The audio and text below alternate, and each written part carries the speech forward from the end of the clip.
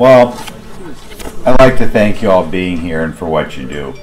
Obviously, I think one of the most embarrassing things this country has been involved in the last 15 years was that once the United States got involved in Iraq, a country that supposedly we were all cheering, you know, when the United States got involved there, the situation for Christians in that part of the world got worse. And at the time, it was very underpublicized. You know, I had heard it from some Christian officials back in Wisconsin at the time, but it wasn't something you read about in the news.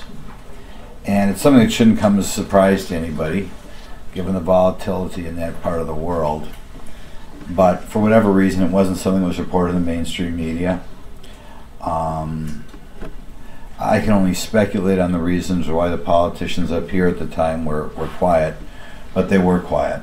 And it's a shame that I think should always stand over the United States what happened there. And to this day, we should be more aggressive in making sure Christians in that world are taken care of.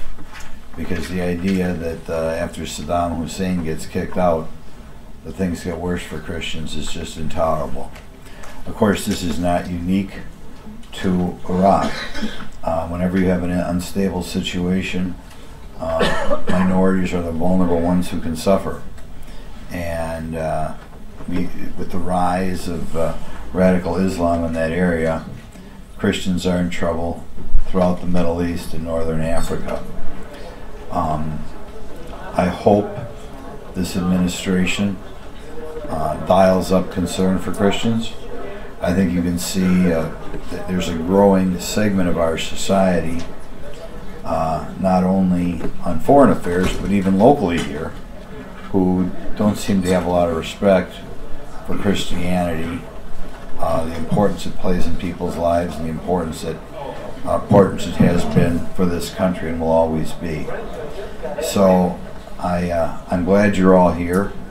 I hope you continue to apply sincere pressure on Congress and sincere pressure on the administration, because I think a lot of this instability is things that were caused by the United States, who appear, I don't know what they thought, that things couldn't get worse or whatever. But the United States should be aggressively protecting Christians throughout this region.